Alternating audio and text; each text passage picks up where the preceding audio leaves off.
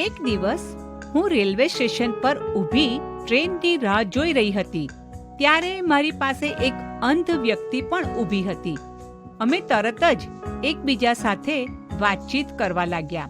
Train થોડી late હોવાને કારણે હજુ અમારે કેટલી રાહ જોવી પડશે, પરંતુ અમે બંને એકબીજા સાથેની વાર્તાલાપ અને સંગતનો આનંદ માણી રહ્યા હતા.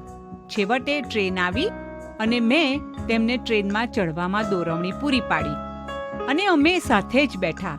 જીવનની રોજિંદી બાબતો પર અમારી વાતચીત ચાલુ રાખી.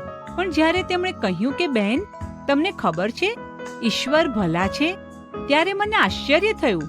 એક ક્ષણે હું વિચારવા લાગી કે જે બેન પોતાની દ્રષ્ટિ ગુમાવી છે તે કેવી રીતે કહી શકે કે ઈશ્વર ભલા છે.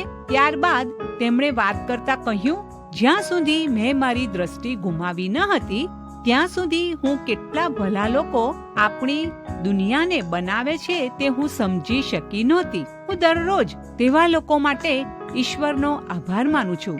મિત્રો, આ વ્યક્તિની સાથેની મુલાકાતે મને એક પાઠ શીખવ્યો કે હું દરરોજ મને મળેલા ઈશ્વર તરફથી નાના મોટા આશીર્વાદોની ગણતરી કરું. બાઇબલમાં ગીતશાસ્ત્ર 107 અને 1 કલમમાં લખવામાં આવ્યું છે કે યહોવાનો આભાર માનો, કેમ કે તે ઉત્તમ છે, તેની કૃપા સદાકાળ ટકે છે.